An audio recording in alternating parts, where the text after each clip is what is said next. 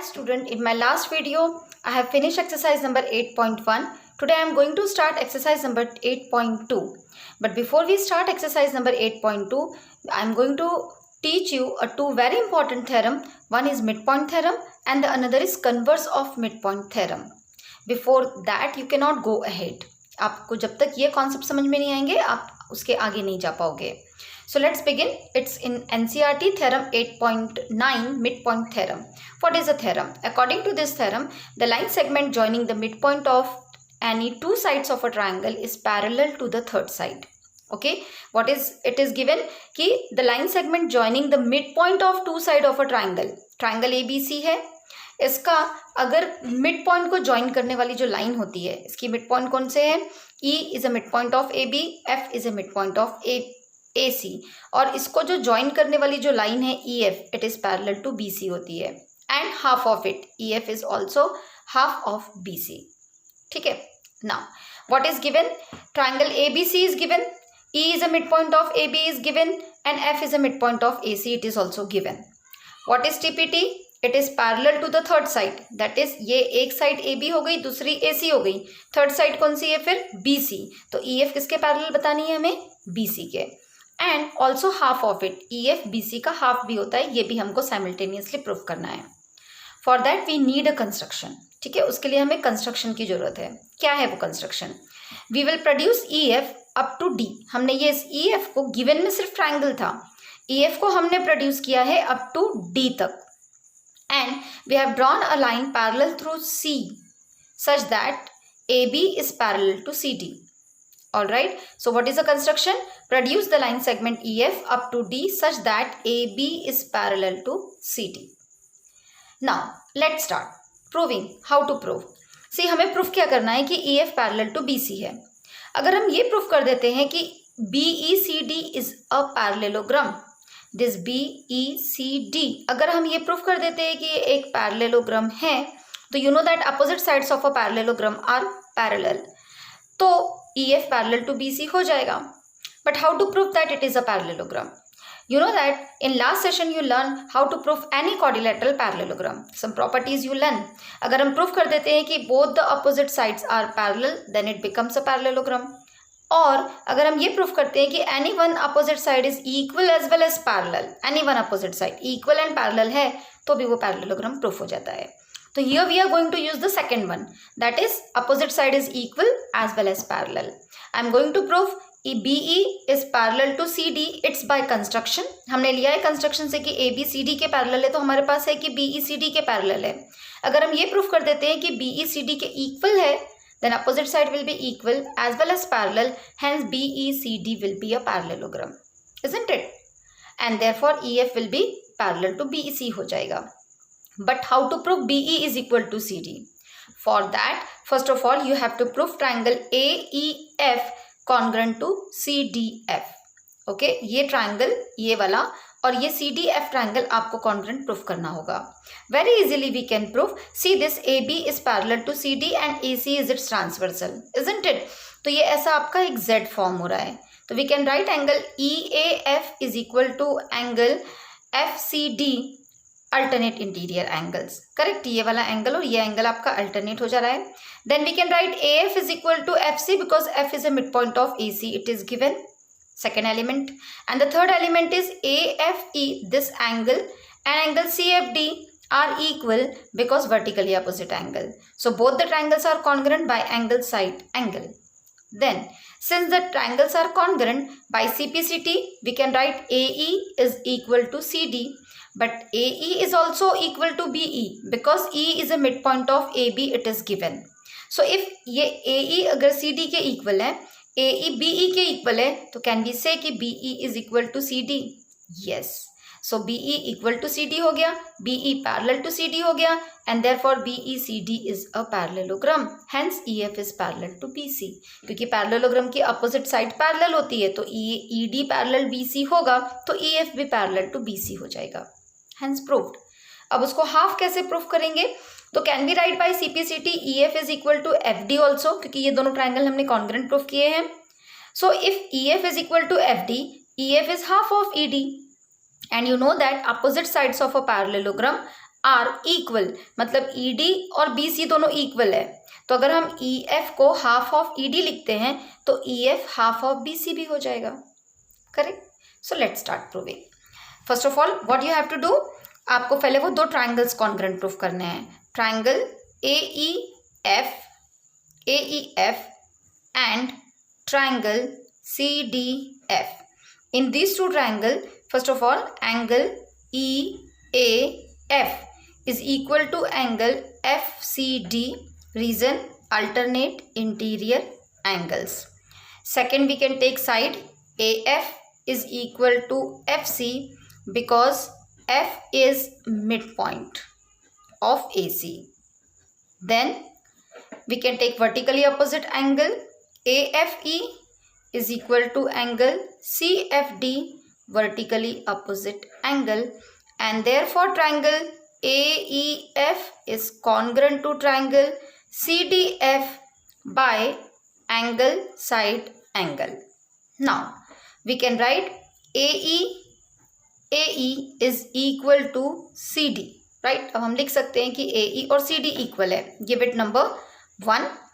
Also AE is equal to BE, number 2, because E is midpoint of AB, isn't it?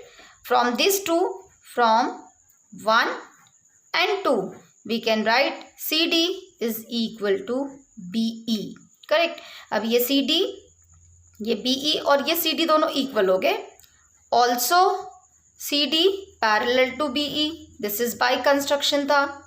Actually by construction में A B parallel to C D था, but A B का ही part B E है, इसीलिए C D parallel to B E भी हो गया. Since opposite sides are equal as well as parallel, we can write B C D E is parallelogram and the opposite sides of a parallelogram are parallel, correct. So we can write E D is parallel to, और E D is parallel to B C, opposite sides of parallelogram. That is, we can write EF is parallel to BC. Hence, prove the first part. अब बचा आपका second part, आप कैसे proof करेंगे कि EF is half of BC? तो बहुत easy है. We can write EF is equal to FD by CPCT. EF is equal to FD by CPCT. Therefore, we can write EF is half of ED, correct, and ED write in a bracket because E and D is equal to BC. क्यों दोनों equal है? क्योंकि opposite sides of a parallelogram जो होती है वो क्या होती है, ये दोनों इक्वल होती है, इसलिए ED इक्वल टू BC है. तो क्या हम इस ED को BC से रिप्लेस कर सकते हैं? Yes.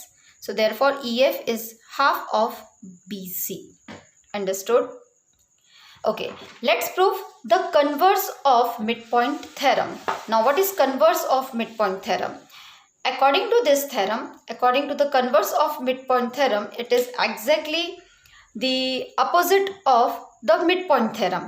Okay, what is the theorem? According to this theorem, the line drawn through the midpoint of one side of a triangle parallel to the another side and bisect the third side. What is the theorem? The line drawn through the midpoint of one side of a triangle. ठीक है, एक line जो आपने एक आपको mid point यहाँ पर दिया है अ ट्राइंगल में, the line drawn through the mid point of one side of a triangle parallel to the another side, और पैरेलल कॉन्सेप्ट भी दी है, और आपको प्रूफ क्या करना है कि it is parallel to the it bisect the third side. So let's draw a diagram. First of all एक आपको एक ट्राइंगल लगेगा. This is a triangle ABC, A, B and C, और what is given? The line drawn through the midpoint of one side. तो एक side का यहाँ पे आप पॉइंट D ले लो, which is midpoint. It line parallel, इसको पैरेलल भी दिया है हमको. Let it be E. DE is parallel to BC and D is a midpoint of AB. This is given. And what is TP2? TPT क्या है आपका? It bisect the third side. Bisect the third side मतलब E is a midpoint of AC. This is to be proved. Got it? Let's write the given and then I will discuss. It's very simple to prove. Given, we can write in a given, in triangle ABC, in triangle ABC, D is midpoint. D is midpoint of AB and DE parallel to BC.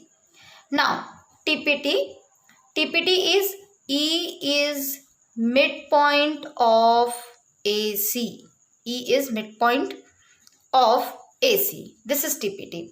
We need a construction to prove this. इसे prove करने के लिए हमें construction चाहिए. हम क्या करेंगे, उन्होंने DE पैरेलल टू BE तो दिया ही है. So let's take E dash या E डॉट. यहाँ पे हम एक E डॉट ले लेंगे and will say let E dot is a mid point of AC by construction and join DE dot. Okay, so let's write construction.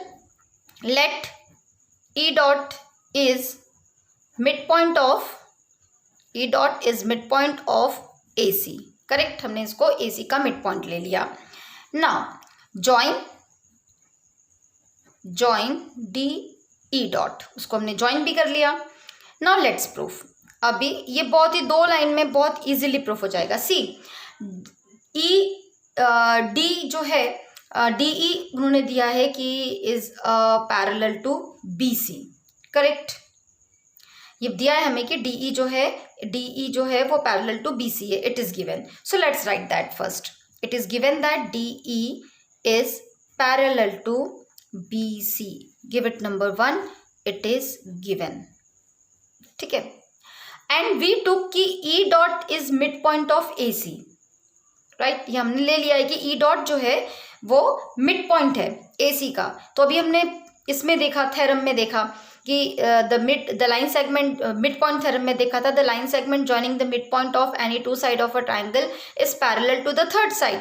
तो अगर E dot भी मिड पॉइंट हमने कंस्ट्रक्शन से लिया और D भी मिड पॉइंट है और DE डॉट को ज्वाइन किया है, तो can we write DE dot is parallel to BC. Yes, by construction. Okay, now DE dot is also parallel to BC number 2 by construction. वो हमने कंस्ट्रक्शन से, क्योंकि हमने E डॉट को मिड पॉइंट ले लिया ना, तो वो उसके भी पैरेलल हो जाएगा.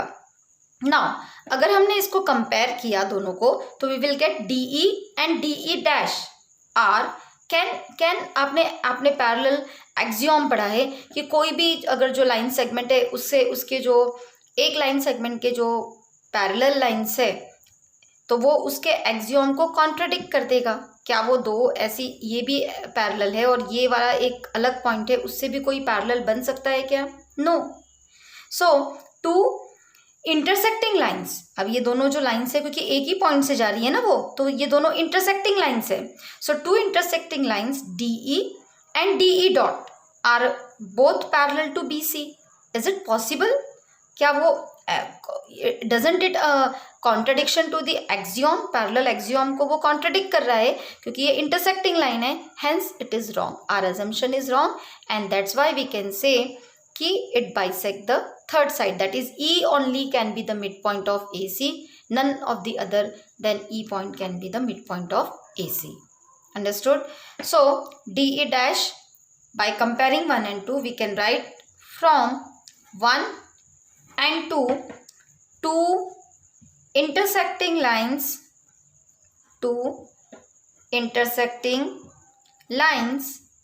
DE and DE dash are both parallel to BC. This is a contradiction. This is a contradiction to the parallel line axiom, and therefore our assumption is wrong. Therefore our assumption is wrong, and therefore we can write E is midpoint of AC. Okay, हमने E के अलावा भी एक mid point लिया था construction से, लेकिन वो हम नहीं प्रूफ कर पाए. मतलब इसका सिर्फ एक ही मिड पॉइंट होगा and that is E. Hence proof. एक और भी वे है इसको प्रूफ करने का.